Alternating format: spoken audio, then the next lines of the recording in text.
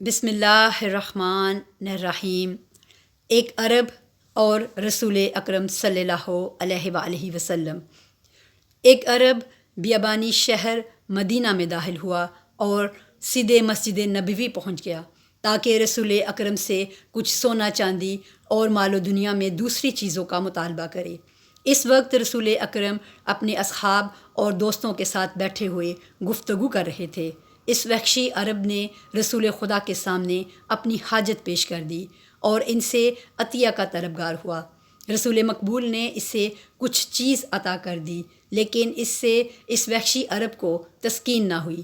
وہ شخص بڑی امیدیں لے کر آیا تھا، جس کے مقابلے میں عطیہ رسول اسے بہت کم معلوم ہوا۔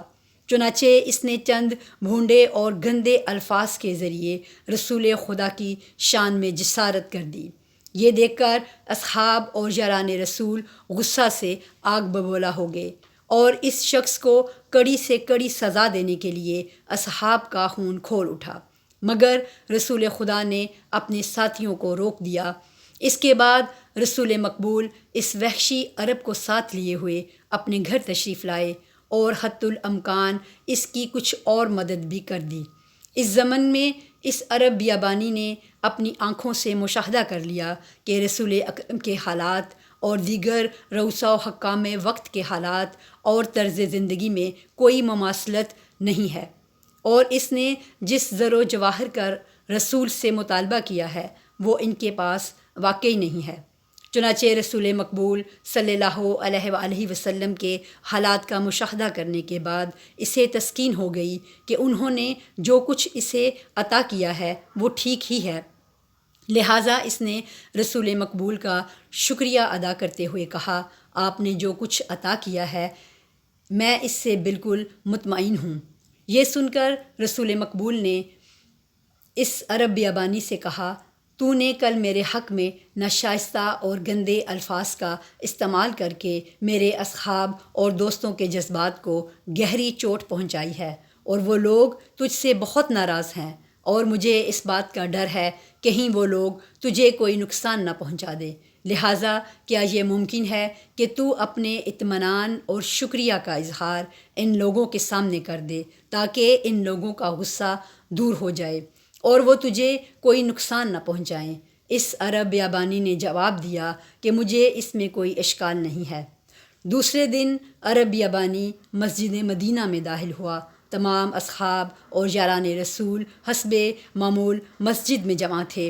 رسول مقبول نے اپنے ساتھیوں کو مخاطب کرتے ہوئے ارشاد فرمایا، بھائیو، یہ شخص مجھ سے راضی ہو گیا ہے اور اب اس کو مجھ سے کوئی شکایت نہیں رہ گئی۔ اس کے بعد اس عرب کو مخاطب کرتے ہوئے فرمایا کہ کیوں بھائی، کیا تو مجھ سے پوری طرح مطمئن ہو گیا؟ اس سوال کے جواب میں اس شخص نے ان شکریہ آمیز کلمات کو سب لوگوں کے سامنے دہرا دیا جو اس نے رسول خدا سے تنہائی میں کہے تھے۔ اس کی بات کو سن کر اصحاب اور یاران رسول ہنسنے لگے۔ اس وقت رسول اکرم نے تمام لوگوں کو مخاطب کرتے ہوئے فرمایا، اس قسم کے افراد اور میری مثال اس شخص جیسی ہے جس کا اونٹ اپنے مالک کی کسی بات سے ناراض ہو کر جنگل کی طرف بھاگنے لگا۔ اس کا مالک بھی اونٹ کے پیچھے پیچھے دوڑنے لگا۔ یہ ماجرا دیکھ کر لوگوں نے اونٹ کے مالک کی امداد کے خیال سے شور و غل مچانا شروع کر دیا اور ایک بھیڑ اس بگڑے ہوئے اونٹ کو پکڑنے کے لیے اس کے پیچھے پیچھے دوڑ پڑی۔ بھیڑ کو آتا ہوا دیکھ کر اونٹ نے اپنے بھاگنے کی رفتار تیز کر دی۔ یہ دیکھ کر اونٹ کا مالک گھبرا گیا اور لوگوں کو مخاطب کرتے ہوئے بڑی زور سے چلایا، بھائیو، آپ لوگوں سے استدعا ہے کہ میرے اونٹ کے پیچھے مت پڑو، میں بہتر سمجھتا ہوں کہ اپنے اونٹ کو کس طرح مناؤں۔ اس کی آواز سن کر بگڑے ہوئے اونٹ کے پیچھے جانے والی بھیڑ ٹھہر گئی۔ اس کے بعد اونٹ کے مالک نے مٹھی بھر چارہ اپنے ہاتھ میں لیا اور آہستہ آہستہ اونٹ کے قریب پہنچ گیا اور نہایت سہولت و آسانی کے ساتھ اونٹ کی مہار اپنے ہاتھوں میں لے لی، اور وہ بگڑا ہوا اونٹ اپنے مالک کے ساتھ واپس چلا گیا۔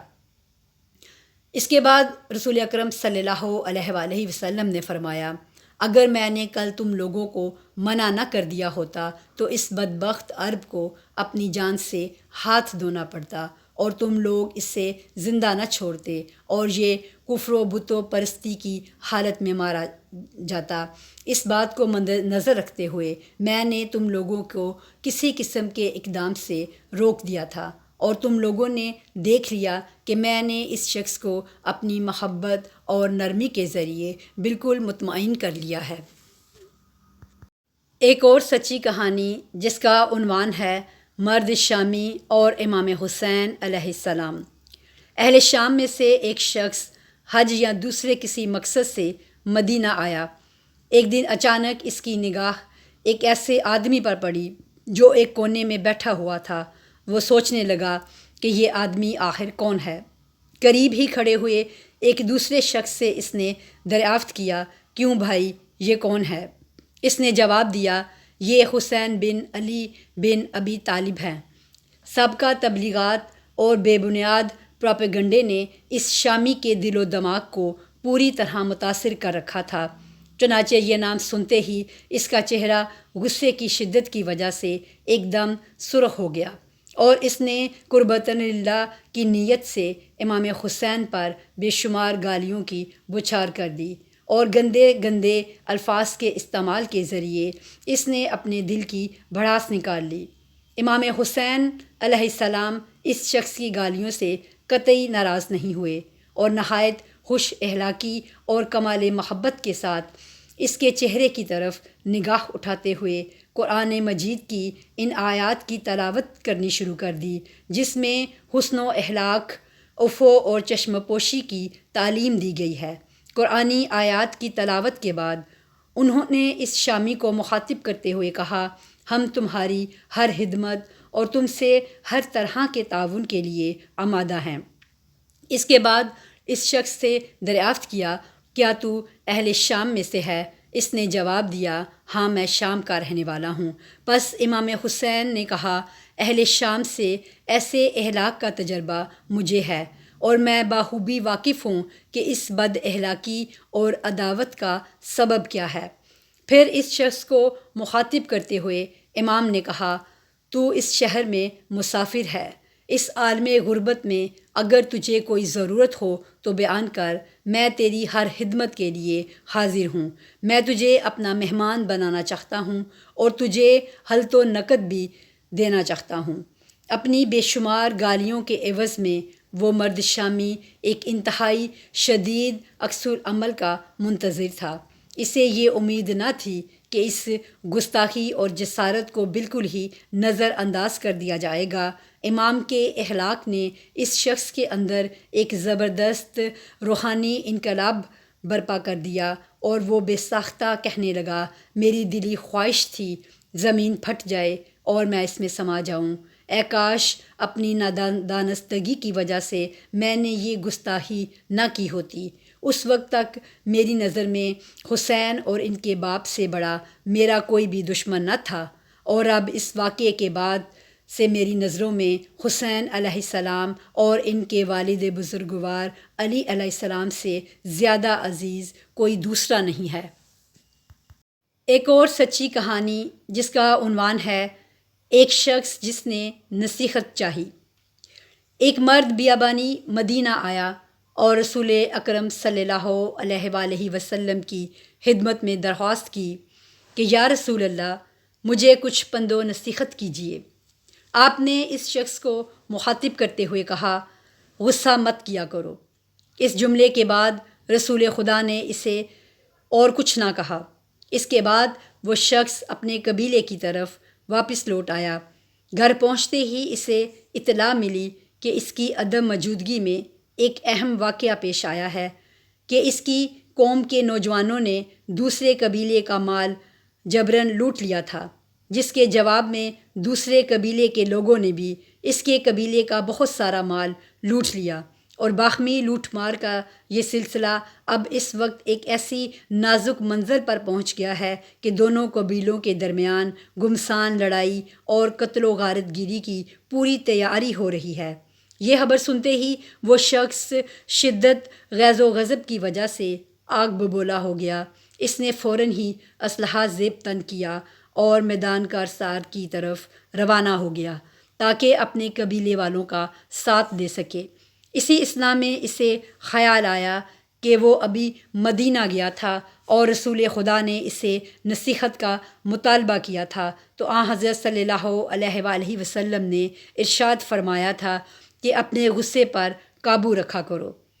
پھر وہ غور کرنے لگا کہ آخر وہ کون سی چیز ہے جس سے نے اسے اسلحہ اٹھانے پر مجبور کر دیا، اور آخر کیا بات ہے جس کی وجہ سے میں لڑنے مرنے اور قتل و خون کے لیے آمادہ ہو گیا ہوں، آخر میں اس قدر غضبناک کیوں ہو گیا ہوں۔